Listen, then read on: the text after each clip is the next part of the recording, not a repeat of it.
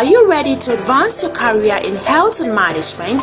Higher Ground College of Health and Management Sciences invites ambitious students to pursue excellence in dynamic learning environments.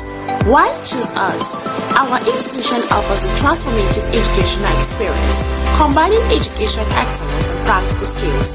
We provide a cutting-edge curriculum with hands-on training, mentorship from industry professionals, networking opportunities for career growth, and leadership development for global impact. The programs offered include BSc, Medical Laboratory Science, Nursing Science, Environmental Health Science, Public Health, Community Health, and Health Economy. We also offer HND in Public Nursing. Our facilities: modern computer and medical labs, research centers and digital libraries, and interactive learning spaces and study zones. Who can apply? Aspiring professionals in health and management can apply. Working individuals seeking career advancement can also apply. International students looking for a global learning environment are also key applicants. Application requirements are 5 SSC credits, including English and Mathematics, German entrance exam scores, medical report, birth certificate, local government industry letter, recommendation letters. Why Higher Ground? We offer work-study programs, flexible payment, and a supportive academic environment. Apply today. Visit www.highergroundcollege.edu.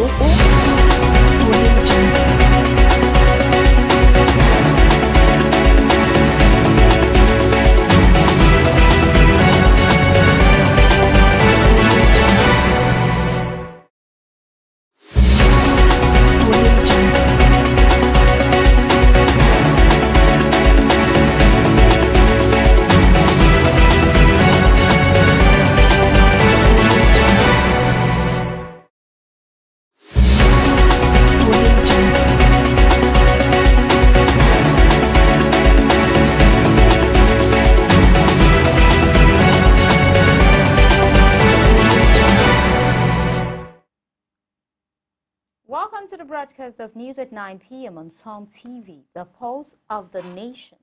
You can also follow us on Facebook at Psalm TV and on YouTube at Psalm TV Live. Now the major headlines. On the national news, Christians in Jalingo celebrated Palm Sunday, marking Jesus Christ's entrance into Jerusalem with vibrant events at the United Methodist Church in Nigeria, MC Bright, and Salvation Baptist Church, MBCN, emphasizing themes of faith and divine intervention. Meanwhile, a Federal Ministry of Health delegations assessed the newly approved Federal Medical Center in Kumo, Gombe State, for its upcoming operational launch. Governor Peter Mba of Enugu State replaced former Governor Ifeanyi Okonyi Alice at Coal City Estate Extension Alliance Limited amid investigations into land racketeering impacting. On international news, Nigerians called African nations to improve control through better data sharing. Minister of Interior Dr. Olubunmi Tunji Odo made this request at the Summit on Border Security in London. Business news. The Kano State government rejected the ECOWAS Court of Justice, ruling that part of its blasphemy law violates human rights. The April 9 judgment mandated the Nigerian government to amend sections of the Kano State Sharia Panel Court, infringing on freedom of expressions under the African Charter. In entertainment, actress Opeyemi Ayilola confronted Eniola Badmus over perceived body shaming related to a comment about Ayola's hair, accusing Badmus of hypocrisy after her past body shaming experience. In sports, Nasarawa United triumphed over Plateau United with a 3-2 victory in the Nigerian Professional Football League on April 13, 2025. Yusuf scored first for Nasarawa, followed by El Ugochukwu with 2 goals. I am Bridget James, and now the news in full. Christians across Jalingo today observe Palm Sunday, commemorating Jesus Christ's triumphant entry into Jerusalem. Some TV reporters witnessed vibrant celebrations at the United Methodist Church in Nigeria, MC Bright, and Salvation Baptist Church, MBCN, where services focused on the theme of faith, surrender, and divine intervention. At Salvation Baptist Church, Pastor Jerry Duji delivered a powerful sermon, urging worshippers to emulate the act of laying palm branches before Jesus by surrendering their anxieties and burdens to God. He emphasized the importance of seeking divine solutions to life's challenges. Some TV correspondent has the details. Muhimmancin wannan rana ta yau lahadi ne da dabino muna koyi ta yadda Isa almasihu ya zai shiga makon gobe mako ne na sarkaka wanda zai shiga na jarabobi kafin na mutuwansa da kuma tashinsa daga matatu shi ya sa muna koyi da shi a kullu yau mai cikin rayuwa a matsayin shi na mai ceto.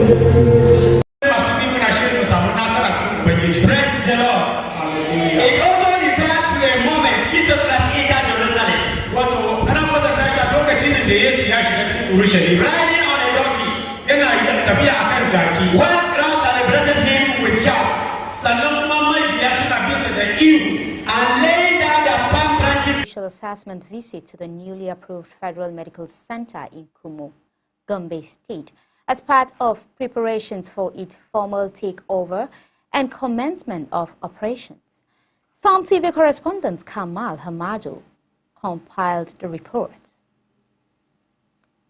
Minister of Health, led by Dr. Jumo Olawale Salahuddin, has visited the newly approved Federal Medical Center, FMC Kumo, to inspect and assess the existing facilities ahead of its official takeoff. The Deputy Governor of Gombe State, Dr. Manasseh Jatau, received the team on behalf of Governor Muhammadu Inuwa Yahaya and led them on a tour of the facility. He assured the delegation of the state government's total commitment and support towards the smooth commencement of operation at the center. We are happy because we know what importance health has in the society, and particularly that we are having a second teaching hospital or medical center that will reduce the stress placed on our health facilities. It's something that is gladdening to us. His Royal Highness, the Emir of the place, is there, and he will confirm to you that that land belongs to him and the certificate of occupancy given to me is all right. We journey, like we say, is only 40 kilometers. We are praying that we'll go there safely. In his remark, the team leader, Dr. Jimo, explained that the visit was part of the ministry's preliminary assessment. He added that subsequent visit will focus on the documentation and official handover process. Sir, as you are aware, Mr. President approved the establishment of Federal Medical Center in the states. In line with Mr. President's directive, the Honourable Minister directed me to move immediately upon that for us to identify either land or landed property that we intend to give to Federal for us to start as soon as possible the commencement of Federal Medical Center services in the state. We are here to assess the infrastructure. We are here to assess the equipment as well as the personnel you intend to give to us as Federal. Finally, sir, the journey here is the first one. We are coming the second time. And that second time is when we are going to take over. The delegation undertook a comprehensive tour of the entire facilities, beginning from the emergency section, nursing section, and patient wards, through the diagnostic laboratories, administrative office, and utility sections. They also inspect the water and power supply system, the laundry unit, and the mortuary to ensure that all critical components required for effective healthcare delivery are in place and functional. After inspecting the facility, the delegation commended the Gombe State government for its effort and expressed satisfaction with the standard of infrastructure already in place. And by the time we moved on to this premises where we are, it looks as if they have already gotten the Federal Medical Center ready before our arrival. What we saw here impressed us most. The buildings, infrastructures, they are brand new, well planned, well ventilated, with national grid and solar backup, with brand new equipment It is really very marvelous. The state is far more than ready to welcome these rural medical centers. From the faces of the people that we see, from the infrastructure that on the ground, equipment that we need meet here, it shows that we have to move faster. And I can tell you, soonest, the services here will commence. This may be a regional center, regional medical center for the south and for the northeast part of Nigeria, from what you have seen here. The Deputy Governor reiterated the readiness of both the state government and the host community to ensure the successful takeoff and smooth operation of FMC Kumo. Let me even tell you that, apart from what we have seen which is here, a lot of individuals have made contributions financially, accommodation, and others. The state government is compiling the list and will send them individual letters for them that have sacrificed. Take our gratitude to the village and above all to Mr. President who, like I said, set aside all bureaucratic process and give us this federal medical center. Also speaking, the Speaker of Gombe State House of Assembly, Right Honorable Abubakar Muhammad Lugero, and the Chairman of Akko Local Government, Muhammad Danladi Adamu, assured the delegation of the community's support. They emphasized that the people of Kumo are peace-loving and have embraced the development with open arms. Sincerely speaking, Kumo people are people of discipline. You can see that this structure is here with all the equipments and facilities. You can see everything is intact. So our people are very good people, and we implore them to maintain that good behavior, and they will take the ownership of the property. It's ours. It's going to benefit us. We are the direct benefactors. It means so much because all our 11 wards, His Excellency has directed to reconstruct the health facilities there and to the standard, and providing the qualified staff demanding facilities. So by so doing, we are assured that patients who are coming from that facility will come down to the General Hospital of Kumo. Later on, if the case persists, they will proceed to the medical center Kumo for further treatment and care. FMC Kumo is poised to deliver quality healthcare services, not only to the people of Gombe Central, but also to residents across the Northeast region. The facility is expected to ease pressure on the Federal Teaching Hospital Gombe and enhance access to medical care in the zone. With the stage now set for its full activation, FMC Kumo stands as a symbol of progress, collaboration, and improved healthcare delivery for the people of Gombe and beyond. Kamal Hamajo, Sum TV News. Governor Peter Mba of Enugu State has replaced Alice, the former governor Ifeanyi, with his own loyalist in a private company called City Eastern Extension Estates Alliance Limited, linked to a major land racketeering scheme.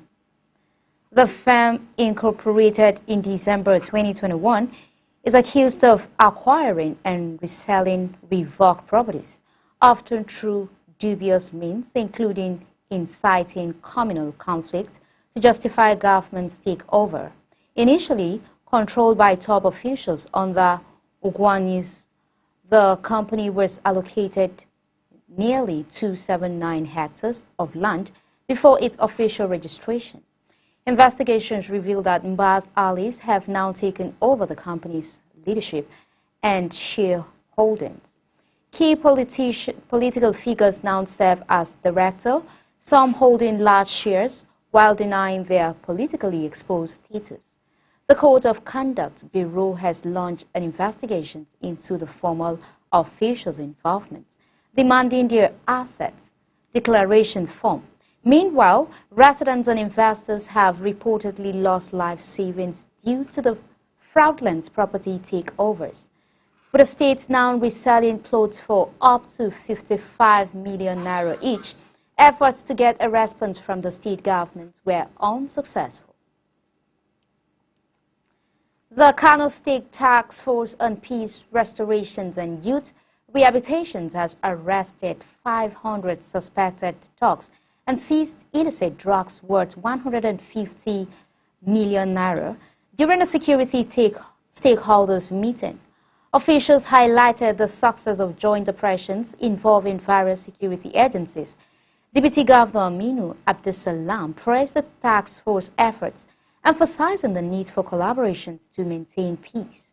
The State Police Commissioner CP Ibrahim Bukhari reported notable arrests and called for a special court to prosecute offenders. NDLEA Commander Abubakar Idris also commended the interagency synergy in combating crime. The Bayelsa state government has intensified effort to enhance safety on its inland waterways. At the meeting with the state's Maritime Safety Task Force, Deputy Governor Senator Lawrence Urojapo expressed concern over frequent boat mishap and emphasized the need for strict enforcement of maritime laws. He warned that violators will force prosecutions to deter unsafe practices.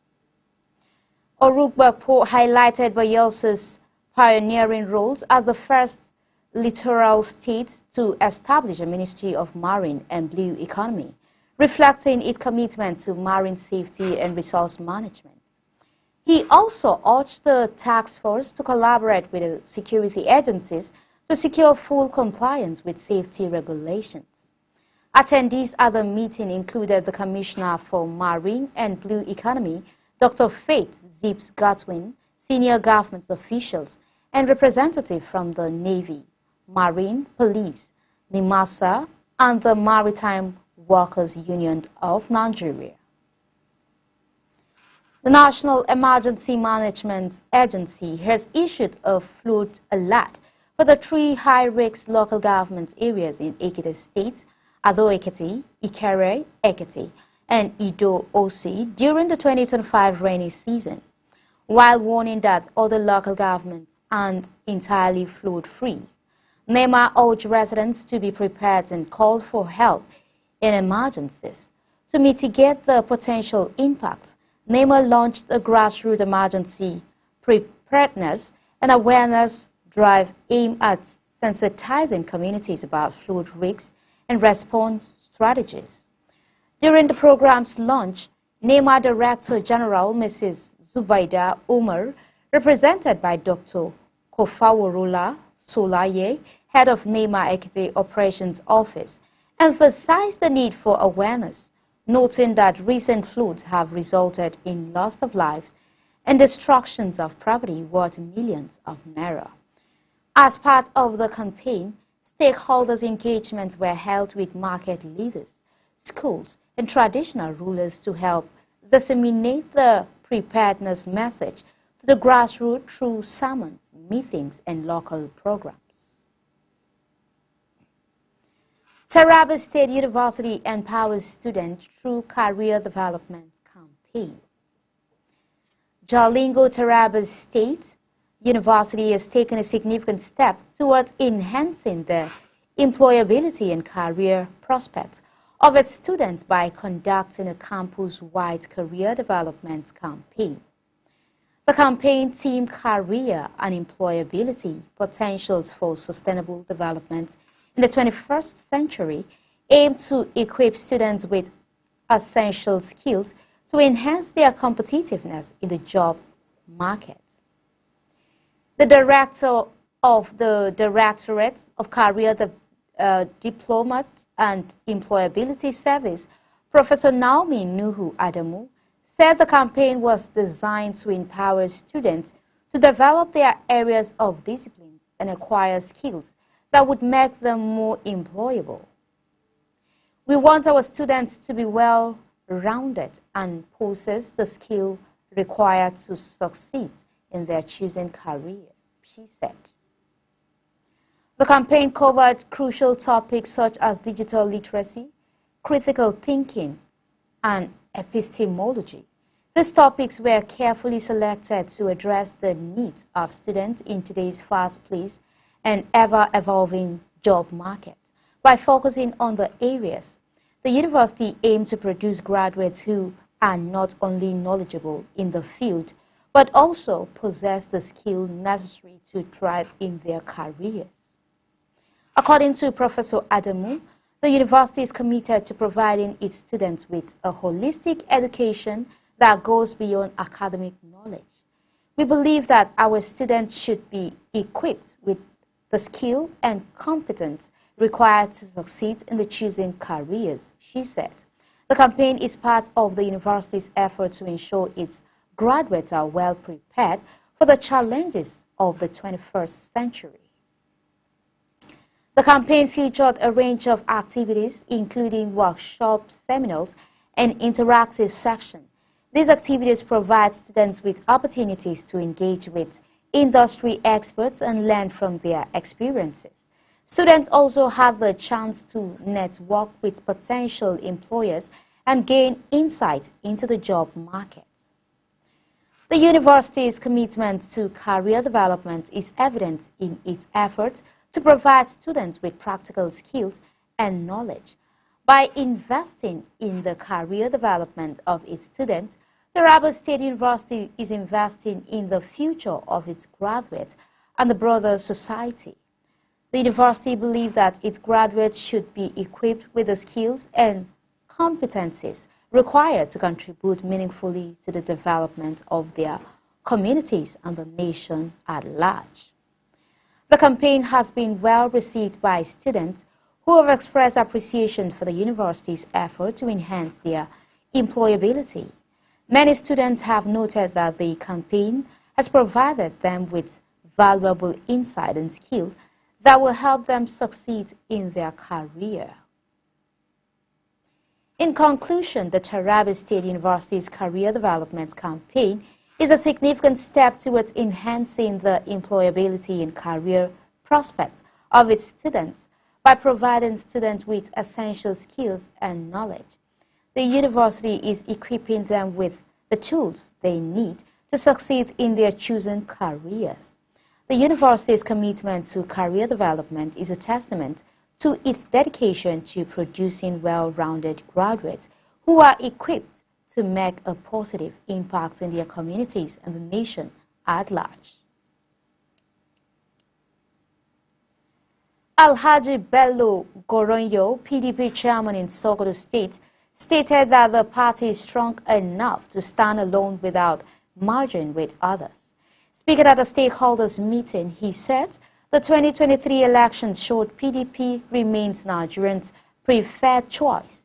He criticized the current APC government for worsening economic conditions and wasting resources in Sokoto, urging PDP members to remain committed as the party works to reclaim power and improve citizens' life.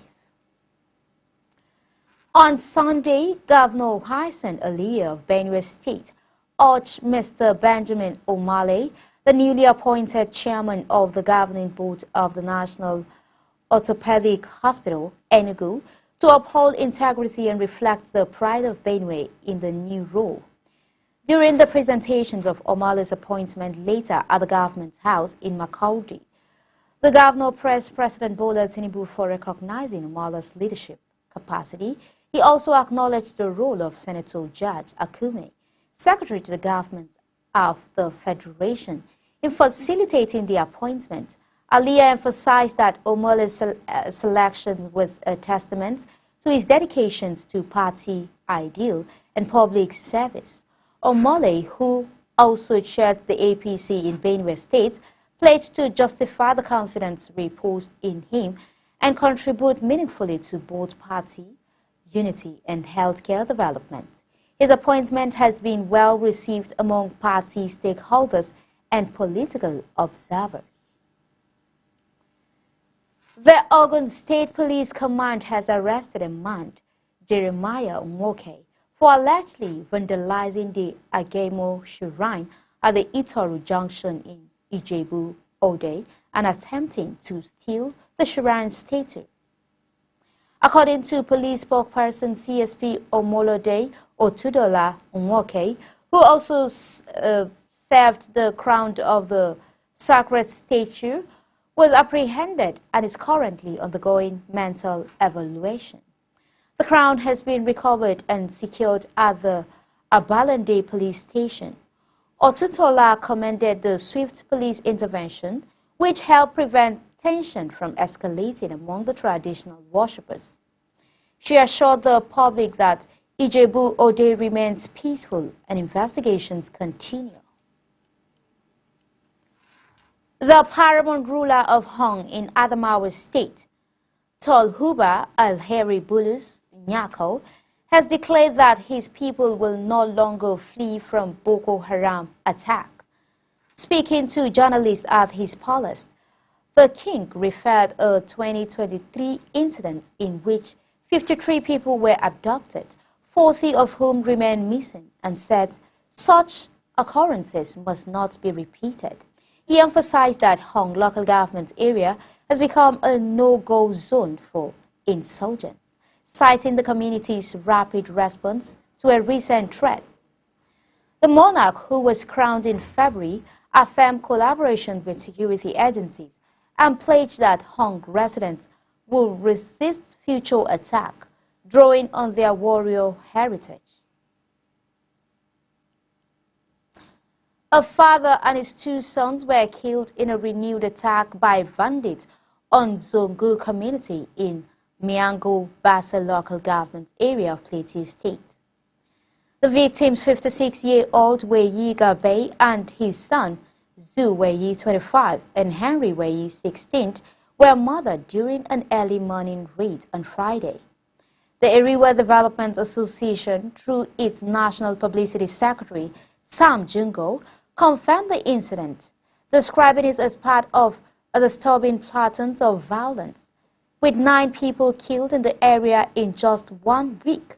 The IDA condemned the killing and urged security agencies to take decisive actions, warning that the frequency and impurity of such attack suggests deeper, more sinister motives. 2 masquerades led a protest in Omo Iran Aeroport local government area of Kwara State against the Ibadan Electricity Distributions Company over alleged outrageous electricity bill and the town's reclassifications from Band C to Band A. The demonstration, mostly youths, carried placards and chanted protest song at Baraki roundabout, demanding a reversal. Received marked bills as high as 41,000, 47,000 compared to previous bills of 10,000, 15,000.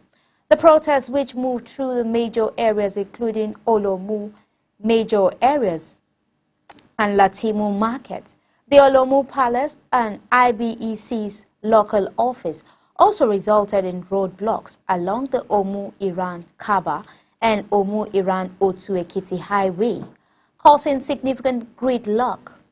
In a joint statement, community leaders demanded better electricity supply, immediate reversal to Band C, suspensions of Band A billing, and resolutions of long-standing service issues.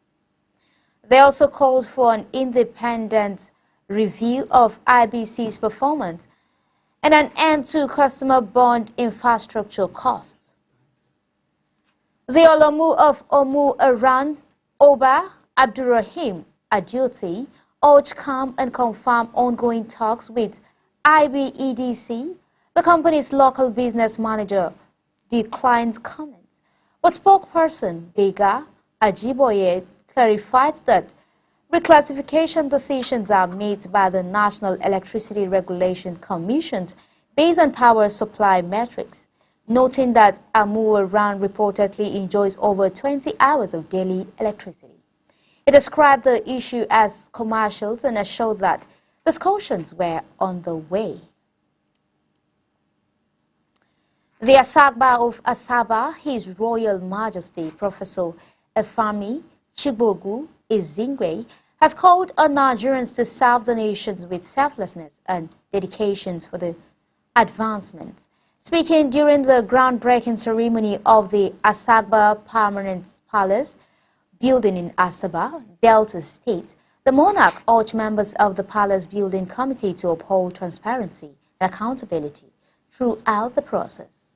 Azinge expressed confidence that the multi-billion naira project will be completed within 7 months, stating that support from Asaba indigenes would continue as long as financial contributions are properly managed. He recalled his commitment to building a befitting palace since his tenure as President General of the Asaba Development Union and credited architect Patrick Aliko, an Asaba native, for providing the architectural design free of charge. The monarch thanked his people for their overwhelming support and noted that all funds raised so far came exclusively from sons and daughters of Asaba. He also commended individuals who made significant contributions, including Mr. Emma Adiaka, who spent 120 million to fence the palace ground, and Honorable Ngozi Okoli, who pledged 500 million naira for the development of the pavilions. Former Speaker of the Delta State House of Assembly, Peter Onwosaye, described the palace project as timely, emphasizing that while delays have occurred, the ultimate goal remains the successful realizations of the visions for the benefit of the Asaba people. The family of Adetunye Apayeli, co-founder of Pumpa, has petitioned the Lagos state government and police, demanded a manslaughter charge against Biola Adams Otutayo, who allegedly caused his death in a car accident on March 4th. Though already arraigned for reckless driving, the family insists her actions meet the legal criteria for manslaughter. They cited Lagos state laws and criticized her lawyer's defense as dismissive. A family friend disputed claims of mob interference and alleged that Adams Otutayo failed to help the victim while questioning the transparency of her detention. The Yobe Yesba Commission has organized a statewide interfaith dialogue to promote peaceful coexistence between Muslims and Christians in the state. Supported by the World Bank Multi-Sectoral Crisis Recovery Project, the event aimed to enhance resilience and foster mutual understanding in line with global best practices and religious teaching. Malam Muhammad Bashir Kukuri, Director of Alternative Dispute Resolutions, emphasized that the dialogue was not for debate or blames, but to promote moral conduct aligned with both Islam and Christianity. Bishop Yohana A. Audu of the Christian Association of Nigeria commended the state government's effort to ensuring religious freedom. Papers were presented by clerics and media experts addressing shared values, the dangers of fake news, hate speech, and extremism. Participants agreed to verify information to avoid spreading disunity. The dialogue will continue in Pakinscombe, Gashua, and Nguru. The Director General of Ebonyi Broadcasting Corporation's Comrade Tony Mizu has praised Governor Francis Umifuru for reviving the state's near-collapse radio and television station. Mizu highlighted that prior to the governor's intervention, the corporation's equipment was in poor condition, but has since been upgraded to international standards, enabling 24 hours uninterrupted transmission. Speaking during the courtesy visit by the NUJ correspondent Chapel, Mwizu commended Mifuru's leadership across all sectors and urged journalists to maintain objectives and positive reporting. Correspondent Chapel Chairman Uchenna Iya also launched the transformations and Mwizu's leadership while calling for more engaging programs to boost audience reach. Suspected bandits have set ablaze Juma's Mosque, a primary health care center, and at least 10 residential houses in Biyakili village, Ishara local government area of Zamfara state. The attack, which occurred around 8 p.m. on Saturday, April 12, is believed to be a reprisal following the recent killing of Ishu Yellow, younger brother of notorious bandit leader Adamu Alioro, and his son during a failed ambush on security forces near Keta. Eyewitnesses said the attackers stormed the village, set fire to multiple buildings, and left without inflicting casualties or making abductions. The same group reportedly attacked Sangaru village earlier that day, burning down more homes in that local government. Suspects coordinated retaliations campaign. Residents expressed fear over the escalation threats following the death of Alero's relative. A chieftain of the All Progressive Congress in Osun State, Olatubosun Oyitiloye, has called on President Bola Tinubu to urgently address the recent surge in kidnapping and insecurity across the country. Speaking to journalists in Osogbo, Oyeditali warns that the process made by security agencies could be undermined by the growing wave of abduction. He stressed the need for stronger inter-agency collaboration, noting that kidnappers are not invisible and can be apprehended with coordinated effort, emphasizing that security is a shared responsibility.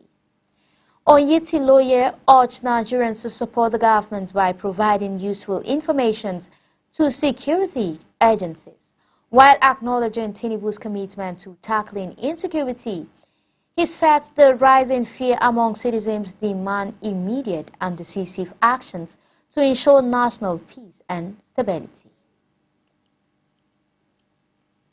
The Kebbi state government has expressed gratitude to the federal government for supplying 6,000 bags of subsidized rice to the state as part of efforts to cushion the effects of rising living costs. Commissioner for Special Duties, Zayansu Alero, praised the initiative, noting its importance amid economic challenges. He encouraged beneficiaries to use the rice for household needs and explained that the gesture is part of a broader federal plan to distribute 30,000 metric tons of meal rice nationwide to reduce prices, tackle food insecurity and inflation. The Rivers State government has refuted claims that Chief Samuel Nwasuke, a known ally of the FCT minister, has been appointed sole administrator of the Rivers State Waste Management Agency.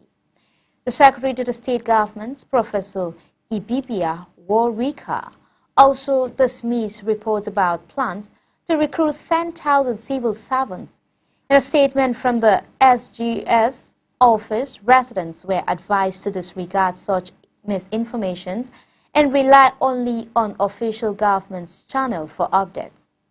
Warika emphasized the government's commitment to transparency and stability in the state. The Federal High Court in Bauchi has ruled that the Federal Road Safety Corps has the legal authority to operate on all roads within Bauchi State, dismissing a 20 million naira suit filed against the corps by Dr. Ibrahim Danjuma and another individuals. The plaintiffs, through their counsel HD Ismaila, had sought a declaration that FRSC personnel lack jurisdictions on patrol. The state wrote and demanded compensation for alleged harassment of road users. However, the FRSC counsel, Estina Okolo, filed a preliminary objections and a counter affidavit with supporting evidence. In her judgment, Justice Aisha Ibrahim held that the plaintiff failed to improve the roads in questions were state roads or that FRSC officials had harassed road users. She dismissed the suit for lack of evidence and failure to meet the burden of proof. FRSC Sector Commander in Bauchi, CC Isifanos Ibrahim, welcomed the ruling, emphasizing that road safety enforcement should not be limited by the classifications of roads. He noted that the corps' mission is to save lives, regardless of whether incidents occur on federal or state roads.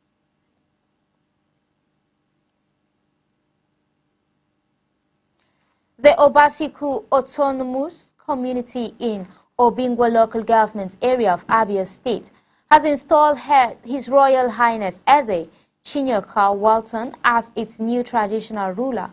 During the ceremony, Eze Walton expressed gratitude to God and the community for entrusting him with leadership, pledging to serve with humility and integrity. He commended Abia State government Alex Oti for its development strides and called on fellow traditional rulers and citizens to support the administration's efforts. Eze Walton also urged his people to unite in advancing the community. Community members, including Ugo Eze Ijoma, Angela Chinyika, described the monarch as humble, dedicated, and influential in fostering peace, unity, and youth development. His installation was widely celebrated, featuring traditional dance and a large turnout of residents. Mrs. Philomena Nwoji, the monarch mother, praised her son's respect for elders and commitment to preserving cultural values. Residents of Kaduna City have expressed disappointment with former President Muhammadu Buhari, accusing him of neglect during his time in office and urging him to return to his hometown in Daura, Katsina State. The Ongwar Sarki Ongwar Rimi Youth Association, comprising neighbors and former supporters, criticized Buhari for failing to offer appointments, empowerment, and business support to those around his Kaduna residents through his presidency. They also lamented the abandonment of the Yaya Road marks to once frequented and his silence during the demolitions of local shops and homes under former Governor Nasir El-Rufai, citing years of unreciprocated loyalty. The group declared the youth no longer support Buhari, saying he only returned to Kaduna after leaving power. The Cross River State government has intensified effort to tackle the rising number of children living on the streets of Calabar. In a statement commemorating the International Day for Street Children, Commissioner for Women Affairs, Edina Iroma, highlighted ongoing interventions and called for collaborations among government bodies, civil society, media, and public. Iroma praised the governor's wife, Bishop Iyonwa Otu, for her support of child welfare, urging parents to reject harmful beliefs that result in child abandonment. She stressed that the urgency of actions to prevent long-term social problems. Child rights advocate James Ibo called for full enforcement of the state's child rights, while activist Jonathan Ubal noted that no society can progress while neglecting its most vulnerable. Street children at the event shared harrowing accounts of abuse, drug exposure, and lack of health care, prompting renewed calls for unity, compassion, and strategic planning to address the root cause of child homelessness. The Kogi State Police Command has issued stern warning to suspended Senator Natasha Opoti Odohan, urging her to cancel her planned visit to Kogi Central for the Eid al-Fitr celebration. The state government recently imposed a ban on public gathering, citing intelligence reports of potential security threats.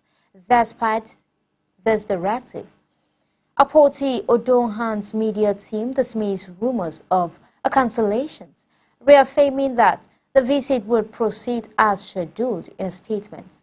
The senator team emphasized her commitment to engaging with her constituents and fostering unity. They also assured that necessary measures had been put in place to ensure a peaceful and successful visit. However, Kogi State Commissioner of Police, Mila Dantawaye, has warned that any attempt to hold public rally or gathering will be met with the full force of the law. He stressed that the police had received credible intelligence that hoodlums might attempt to hijack the events, posing a threat to public safety. The situation has sparked political tensions in the state, with supporters of the senator maintaining that the visit is purely for festive engagements. We are taking a brief commercial break. Don't change the channel. We'll be right back with more exciting updates on Super Media Television. Please stay tuned.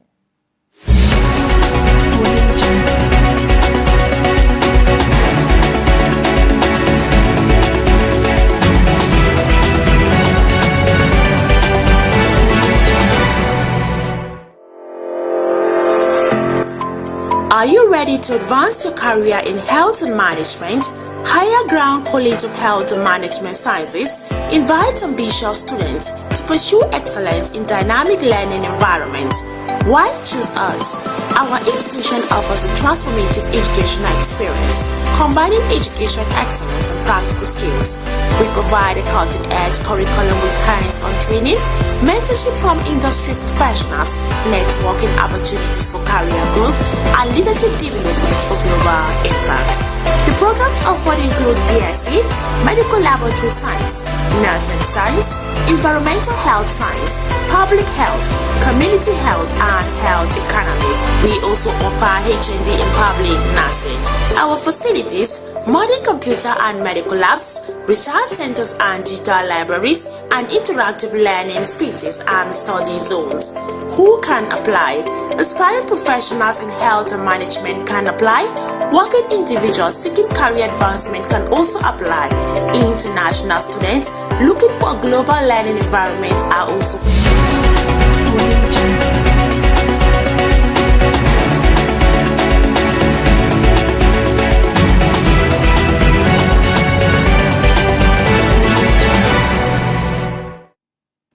Welcome back. Coming up next are the international business and sport news. On the international news, Nigeria has called for enhanced collaborations with Sahel and West African countries to strengthen border control through improved information and data sharing. The Minister of Interior, Dr. Olubunmi Tunji Ojo, made the appeal during a press briefing at the Summit on Border Security in London.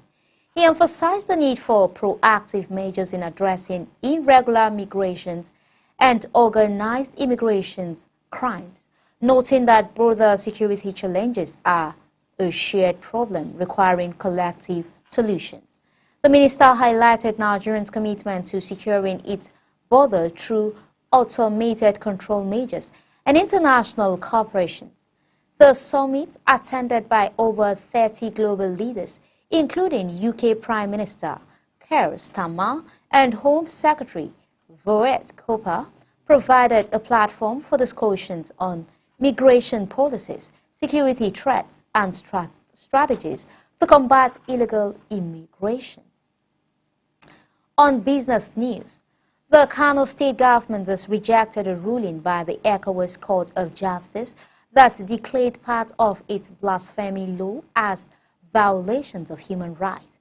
The April 9 verdict ordered the Nigerian government to amend or repeal sections of the Kano State Sharia Panel Court and Panel Court deemed to infringe on freedom of expressions under the African Charter on Human and People's Rights.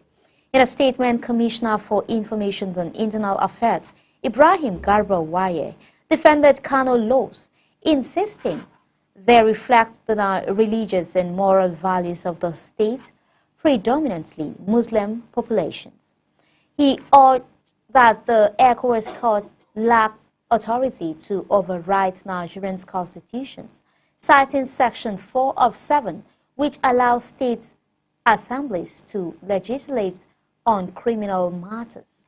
Waye emphasized that Kano laws were passed with full legislative backings and public support, aligning with Nigerians' legal pluralism. Referring the 1996 Wingrove v. United Kingdom case, the state justification protecting the honor of Prophet Muhammad against defamation. While acknowledging concerns about misuse, the government noted the blasphemy cases require the Attorney General approval. It reaffirmed its commitment to human rights and the rule of law, but warned against foreign interference that could undermine religious sensitivities. On entertainment news, actress Opayemi Oyelo publicly confronted her colleagues Eniola Badmus over a comment she perceived as body shaming. The incident began when Badmus, a special assistant to the Speaker of the House of Representatives, commented on Ayola's video post, asking, "Ope, where is your front hair?" Eniola reacted strongly during a live Instagram section, accusing Badmus of hypocrisy, citing Badmus' past experience with body shaming prior to her weight loss surgery. Although Badmus later apologized, claiming the comment was made in jest. Ayola dismissed it as its insincere and accused her of gaslighting. She further clarified that they were not close friends and had never shared personal banter, making the public remark inappropriate. Fans of both actresses have since taken sides, with Aniola's cautioning her supporters against engaging in any conflict. She affirms her self-worth, thanked her followers for their support, and dismissed unsolicited offers to remedy hair loss. In a separate revolution, Doris Ogala alleged a complex relationship with Pastor Chris Okafor, claiming they dated since 2017 and that she had miscarried his child. Ogala also alleged that Pastor Okafor withheld 15 million naira of promise, 35 million naira reward given by Prophet Jeremiah Fufonyin after she assisted in an investigation. According to Ogala, she was later harassed and detained after pressing for the remaining amounts. On to sport news. Nasarawa State United secured a thrilling 3-2 victory over Plateau United. The Nigerian Professional Football League clashed on April 13, 2025.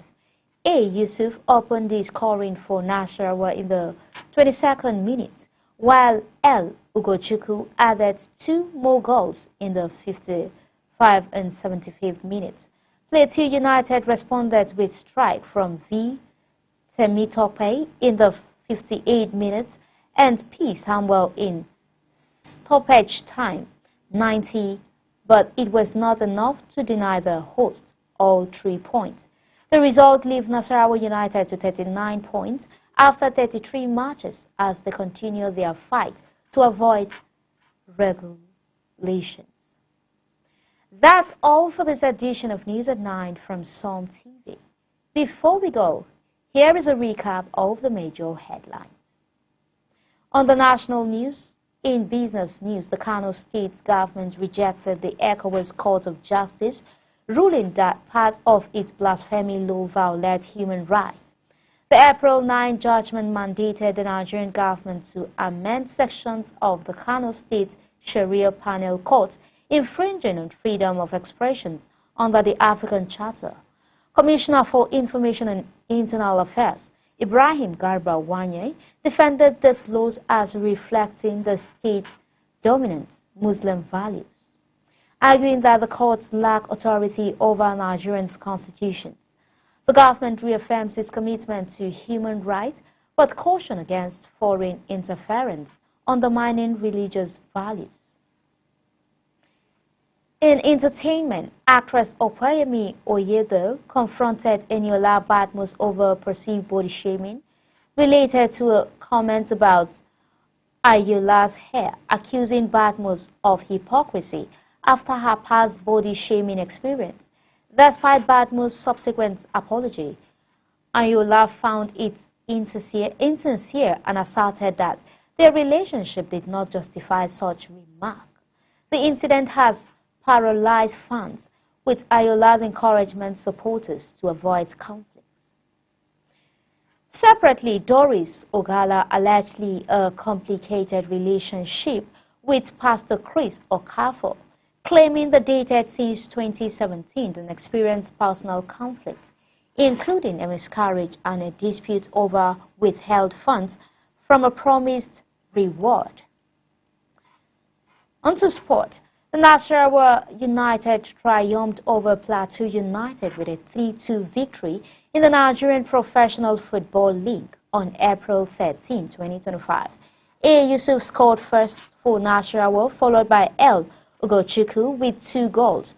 Plateau United late efforts, including 2 goals, were not enough to secure a point. Nasarawa's win boosted them to 39 points as they fight to avert relegations. Stay tuned for more lineup of programs from Psalm TV. You can also follow us on Facebook at Psalm TV and on YouTube at Psalm TV Live. I remain Bridget James. Thank you for watching and good night.